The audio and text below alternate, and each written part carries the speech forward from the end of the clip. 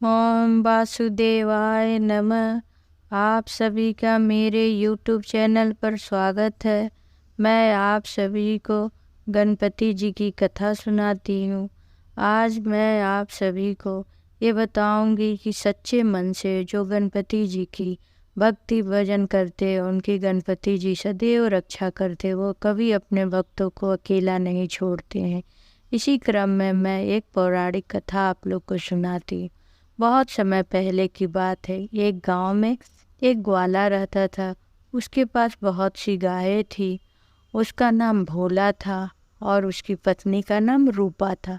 दोनों ही बहुत ही भक्ति भाव से गणपति जी की पूजा करते थे। नित्य ही दोनों दोनों वक्त सुबह और शाम गणपति जी की पूजा करते थे, संध्या आरती करते थे और गायों की सेवा करते थे। गाय को अच्छे से चारा देते थे, उनकी देखभाल करते थे और जब समय होता था तब दूध निकाल के भोला दूध को बेचता था। और भोला बड़ा ही, जैसा नाम भोला था वैसे वैसे वो भोला भी था। कभी भी दूध में ना पानी मिलाता था ना कुछ करता था। सब गांव वाले दूध उसी से लेते थे और उसके दूध से ही सब बड़े खुश रहते थे कि अरे भोले के दूध से तो बड़ी मोटी दही जमती है, बड़ी अच्छी इसकी दूध रहती है। भोला भी बड़ा संतुष्ट रहता था। दोनों पति पत्नी गणपति जी की सेवा करते थे और उनकी भक्ति भाव पूजन कीर्तन में लगे रहते थे। इस प्रकार सुख से उनका जीवन व्यतीत होते रहता था। एक समय की बात है कि भोला और भोला की पत्नी रूपा दोनों बैठ के खाना खाने जा रहे थे। तभी एक बिल्ली अपने 2-4 बच्चों को लेके जहाँ खाना खा रहे थे वो लोग, वहीं पे पहुँच गया और म्याऊं म्याऊं करने लगी। तब भोला बोला, लगता है ये बेजुबान जानवर जो है बिल्ली, वो भूखी है, तभी अपने बच्चों को लेके हमारे कमरे में आ गई है।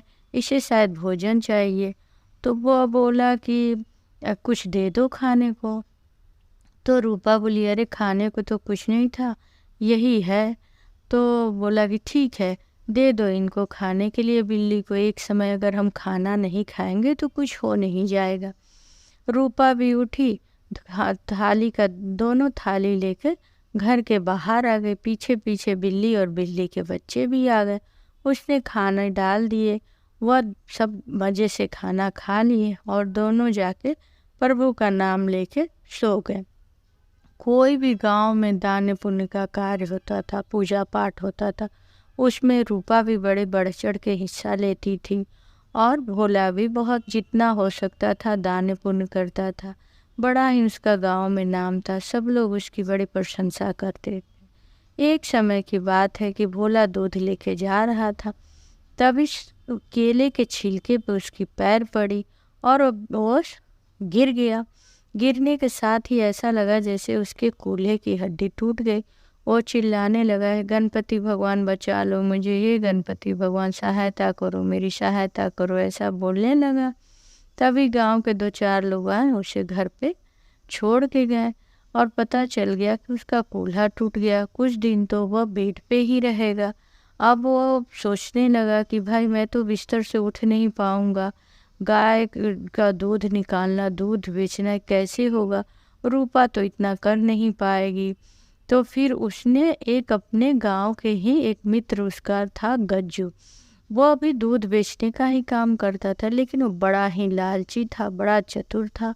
गांव वाले उससे दूध बिल्कुल ना लेते थे। वो दूसरे गांव में जाके दूध बेचता था, क्योंकि वो दूध जो है उसमें पानी मिलाता था, इसलिए सब उसकी चालाकी से जो वाकिफ थे। तो फिर वो बुलाया उसको, बोला, अरे गज्जू भाई, तुम हमारी दूध बेच देते, बड़ी कृपा होती। वो बोला, अरे अरे इसमें कौन सी बात है, मैं तो ज़रूर बेच दूंगा, तुम्हारी गाय का देख रेख कर दूंगा, दूध भी निकाल दूंगा और गांव में जाके दूध बेच दूंगा, लेकिन मुझे 100 रुपये रोज़ के रोज़ चाहिए, प्रतिदिन मुझे 100 रुपया देने पड़ेंगे तुमको। वो बोला, ठीक है, कोई बात नहीं। अब गज्जू दूध निकालता बेचता। धीरे धीरे उसके मन में लालच आने लगी कि अरे ये तो भोला भोला जैसा नाम है वैसा भोला है, इतने शुद्ध दूध देने की किसी को क्या ज़रूरत है। पानी मिला के देते। वो धीरे धीरे पानी मिला के दूध देने लगा। लोग शिकायत करने लगे, पहले तो जब भोला दूध लाता था तो इतनी अच्छी मलाई होती थी, तुम दूध लाते हो तो मलाई नहीं होती है।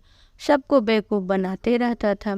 नहीं नहीं, मैंने पानी नहीं मिलाता हूँ, ऐसे ही दूध है। लोग भी कुछ ना बोलते, सब तो उसको जानते ही थे। एक समय की बात है कि गांव में गणेश उत्सव हुआ। जब भी गणेश मंदिर में गणेश उत्सव होता था तो भोला अपना सारा दूध दे आता था। शुद्ध दूध में खीर बनती थी। खीर बनने के बाद भोग लगता था और सभी गांव वाले प्रसाद खाते थे। इस बार भी भोला ने गज्जू से कहा, अरे गज्जू, आज का सारा दूध तुम दे आते मंदिर में तो बड़ा अच्छा होता। मैं हर साल दान देता हूँ और पैसे भी मत लेना। गज्जू बोला, अरे इसमें कौन सी बात है, मैं दे आऊँगा। वह गया और आधे दूध अपने घर रख लिया और आधे दूध में आधे पानी मिला के पंडित जी को दे के बोला, देखो पंडित जी, भोला ने इस बार पैसा मांगा है, पैसा दे दो। पंडित को बड़ा आश्चर्य लगा, फिर कुछ ना बोला और पंडित जी पैसा दे दिए। पैसा अपने पास रख लिया और बड़ा खुशी खुशी जाने लगा कि बहुत अच्छा हुआ, भोला जैसा भोला, नाम वैसा भोला है। अब खीर बनी। खीर बनने के बाद भोग लगा, लेकिन जो खीर के स्वाद हर साल आती थी प्रसाद में, इस साल नहीं थी। सब लोग बड़े ये हो गए कि कैसा दूध था, कैसा खीर बना। गांव के सरपंच और पंडित जी दोनों को बड़ा गुस्सा आया। वह आके भोला से बोले, तुम ऐसा हो, तुम अब इस गांव में रहने लायक नहीं हो, तुम गांव छोड़ के चले जाओ। कुछ अभी बोलता भोला, किसी ने उसकी कोई बात ना सुनी और चले गए। सरपंच का आदेश था, भोला करता भी तो क्या करता। रूपा और भोला बहुत रोने लगे, कहने लगे, अब जो गणपति जी की इच्छा होगी वही होगी। भगवान मेरी परीक्षा क्यों ले रहे हैं। मैंने तो ना दूध में पानी मिलाया और ना मैंने पैसा कभी मांगा। ऐसा गलत कलंक मुझ पे क्यों लग रहा है। हे गणपति भगवान, मैं आपके प्रसाद के लिए क्या कभी पैसा मांगूंगा या पानी मिलाऊंगा। मुझे तो बहुत ही दुख हो रहा है इस बात से।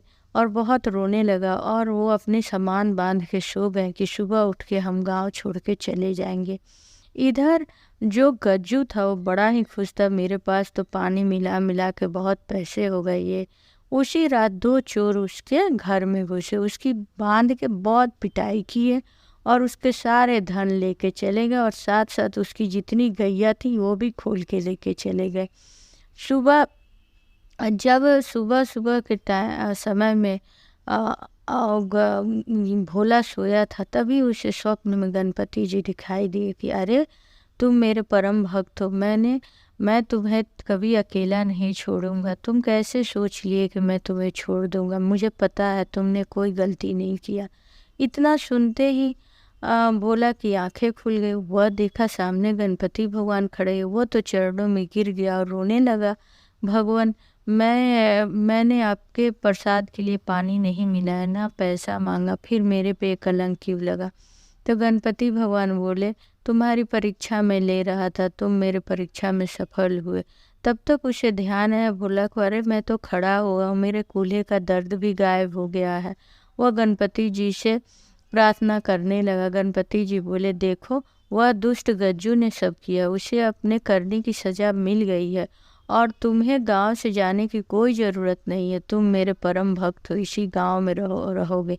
जो मेरी भक्ति करते हैं उनके मैं कभी अकेला नहीं छोड़ता हूँ। ऐसा कहकर गणपति जी अंतर ध्यान हो गए। तब भोला ने रूपा से सारी बात कही। रूपा और भोला दोनों स्नान ध्यान करके घर में गणपति जी की पूजा करके मंदिर गए।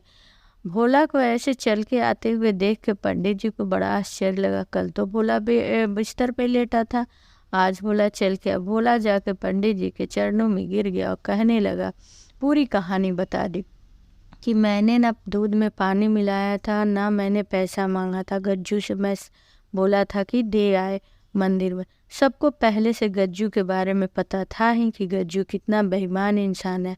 उन्होंने भोला पर विश्वास किया और सरपंच जी ने भी बोला कि अरे भोला, तुम सच में भोले हो, तुम बहुत अच्छे हो, इसलिए तुम पे गणपति जी की कृपा है। देखो गज्जू ने तुम्हारे साथ गलत किया है तो आज उसके साथ भी गलत हुआ, क्योंकि सबको पता चल गया था कि गज्जू के घर में चोरी हुई है, उसकी पिटाई हुई है, उसके जितने धन थे सब चोर लेके चले गए। सरपंच ने गज्जू को बुलाया। उसने कहा, तुमने एक सीधे साधे गणेश भक्त के साथ बेईमानी की है, तुम इस गांव में रहने के काबिल नहीं, इसलिए गांव छोड़ के जाओ। गज्जू गांव छोड़ के चला गया। जिस प्रकार भोला का सारा विघ्न हर लिए विघ्नहर्ता गणपति देव, वैसे ही कथा सुनने वाले सुनाने वाले की भी सारा विघ्न हर ले भगवान। गंग गणपते नमः। ओम वासुदेवाय नमः।